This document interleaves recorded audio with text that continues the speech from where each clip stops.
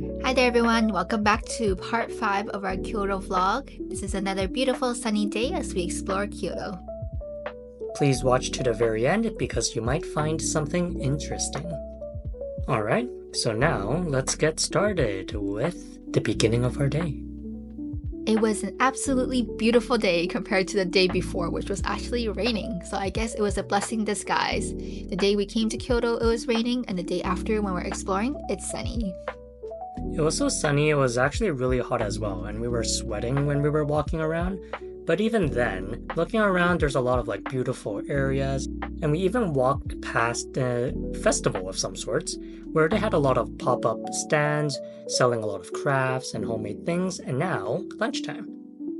For lunch this time around, I decided to make a reservation prior to our trip to Japan, and I was very happy we did so because this is actually a really small restaurant with just seats at the very top and at the bottom, but it has such an amazing, nice natural lighting, and the reason in particular why I chose this restaurant was for this menu right over here.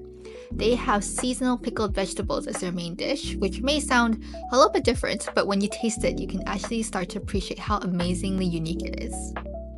Yeah, and if you hate vegetables, do come here to change your mind because they have so many different varieties with so many different ways of preparing each type of pickled vegetable.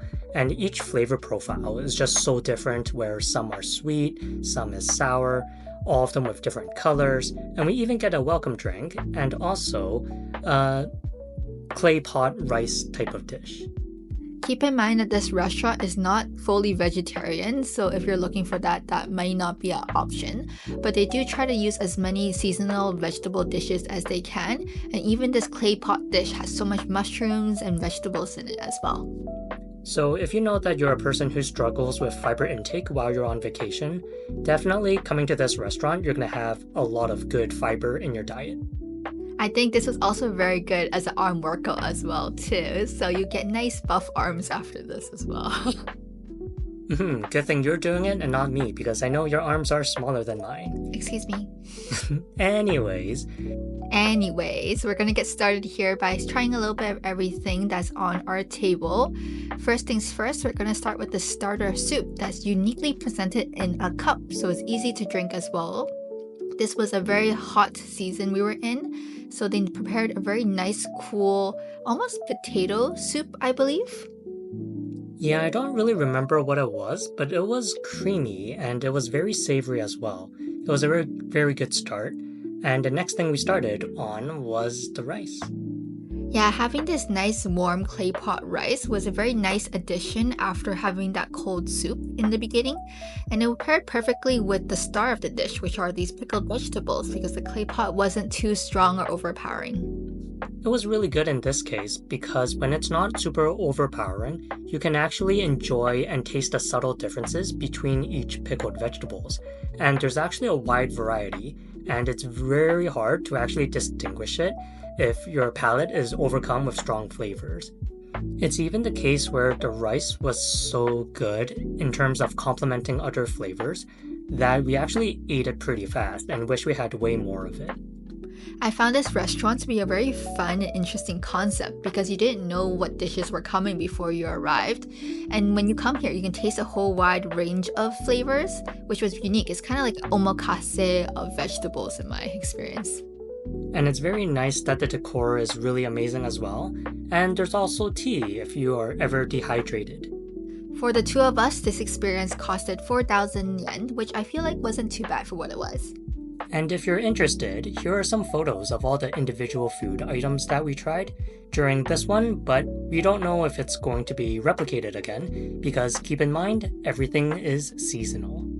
I think you have a very strong appreciation of the food if you're able to see it in more minute details, because everything is in the details. You don't really see the difference until you look closely and you realize how much effort they put into each individual dish for you to try. And this is one of our favorite places in Kyoto. And now for the digestion walk. Yeah, one good thing about this restaurant is that the temple is right behind it, so you get to see the amazing temple grounds as well as the little water piece river that's right behind it. I think it's called a moat. Yes, I meant that. This was one of our favorite discoveries of the day because we found a gigantic koi pond with these really big kois. I feel like we've never seen koi this big before, so I wonder how old they were. And then hidden in the greenery, you'll eventually see, but there was a bird hidden in there. And until the bird comes later in the following clips, because I did the editing so I know it's coming up, we actually experienced a lot of different types of koi fish ponds, but not just in Japan, but also in Hawaii as well. So these koi are really nice, but there is a situation where in Hawaii, we would be in an area where the pond was completely flooded with koi. But these ones look more natural, and that is the bird that came along. It's probably a blue heron or something along that sort of species, but the most important thing is we honestly thought that it was going to eat the koi fish, and then it was just standing there, really sticking out its neck, but it didn't actually eat anything, which was quite surprising for me. Yeah, us and all the locals around the rail were all looking very intently at this bird to see what it would do because it looked very intensely focused on the koi. So it looked like it might have been doing something, but nothing really came from that. So we decided to take photos instead. And I think it made for really nice photos with all this nice green in the background. And after playing with the bird, we went to Higashi Hongan-Ji Temple, where we checked out one of the most interesting temples that was available to us. This was a free entry temple, and what was amazing was that this was actually the biggest temple that we saw during our trip. And it's so big that there's actually 3 different areas that are quite different from each other. And even walking through the gates, it's almost like you've been transported through time, where once you enter, there's this big clearing, and when you stand there and take a look around you, it really does show you how expansive everything is, and you can see Kyoto Tower in the background. We don't know the individual components of this temple, but we do know there are 3 areas, which I can tell you about. The first one being that the first temple is called the Goedo, which is also called the Founders Hall. It apparently is the largest wooden building in Kyoto and one of the largest in the world as well. This was rebuilt actually in 1985. And then they're still doing a couple renovations here and there. So you can see a couple of these areas are very well protected. And in this one, I believe you can see Kyoto Tower just by being by the railing. And the views are just beautiful, and there's so many different types of wood elements, and as you walk into the building, you really get to see all the finer details and the quality of the building itself. We didn't do any hardcore filming inside, but we did get a little bit of footage of some of the details on the ceiling and the tatami mats that has a very nice view as well. Because this area is so big and they want to encourage other people to look into each of the individual areas, they actually have a stamp rally going around. So if you reach each of the individual 3 areas, they have a stamp waiting for you. It's a free activity, and they usually have both the stamp and the stamp ink available at these areas, but there usually isn't any paper. So if you want to do anything like this while you're in Japan, I highly recommend bringing your own blank paper notebook around, just so if you do encounter these random stamp rallies going on, then you can indeed stamp them. Just unfortunately for this first one, I think it's been really well used, so you can kind of just barely see it because the stamp ink is very low. But as we check out the other 2 areas, you can see that the stamp will be much brighter.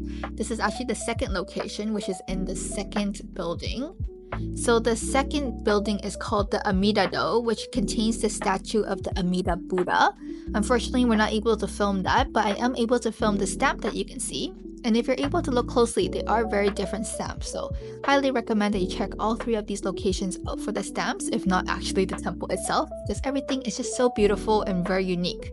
They even showcase this restoration process items that they use, like this gigantic wooden thing here.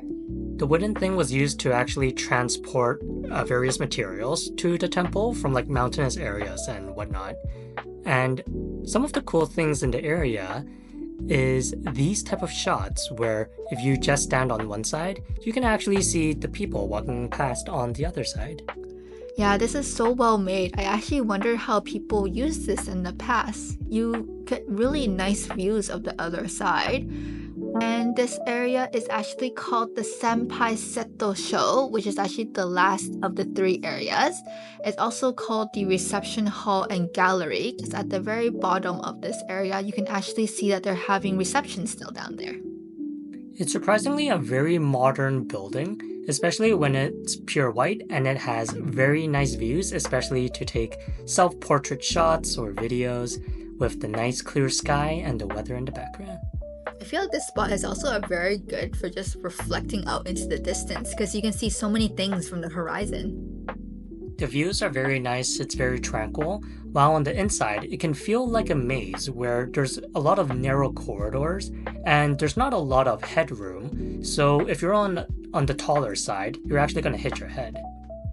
And this is the inside where you can see a little bit of the museum items that are really well preserved. I think this is actually a little bit of the roof as well too, so you can see it in more detail. Jess was still looking for her third and final stamp at this point, but before then, we actually found some really cool areas to just sit down, relax, take some videos. It's almost like a platform that overlooks a very deep area that we're going to show you later, but it's pretty far down and we actually need to go down a ramp in order to access that area. And this is actually how deep it goes, and it feels very modern, very futuristic, almost like a cement type feel and yet still cozy with all the natural lighting and the staircase. And here I am at the last stamp station.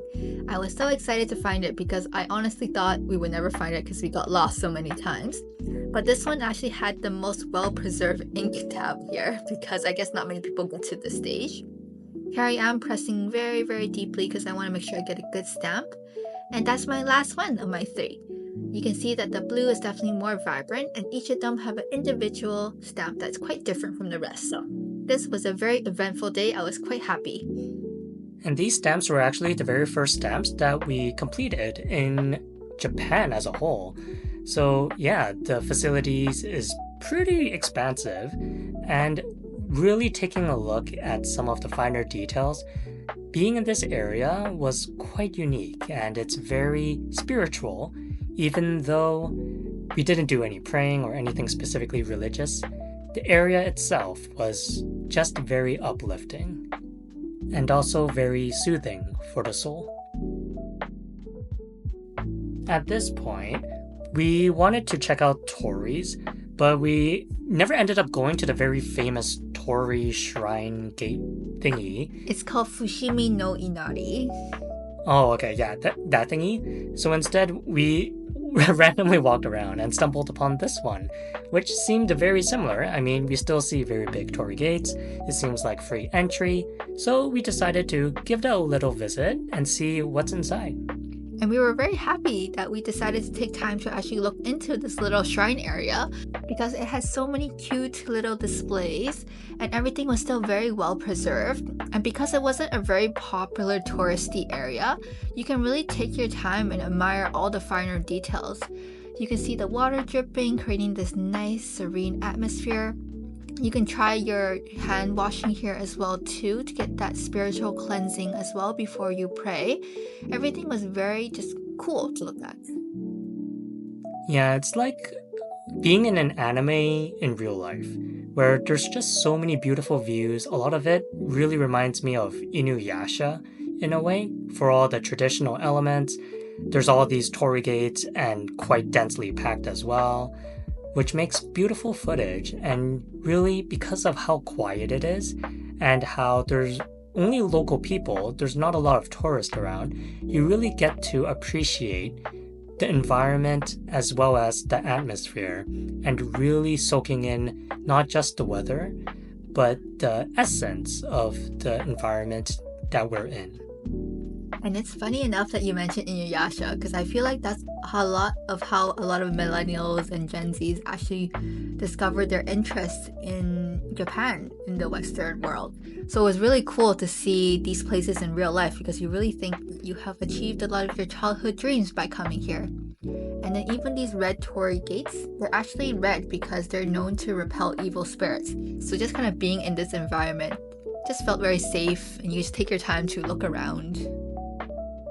And unlike the Buddhist temples that we visited before, Torii gates are actually part of the Shinto religion.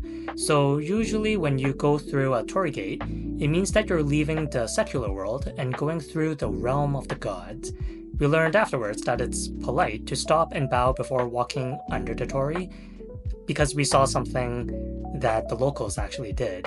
And next time, when we come back to Japan again, we'll do that. And just a reminder that if you're just walking around Kyoto, always make sure to just look around because you never know what hidden surprises are just around the corner, like this beautiful shrine that we found. And of course, don't forget to like, favorite, and subscribe. Bye! Bye bye!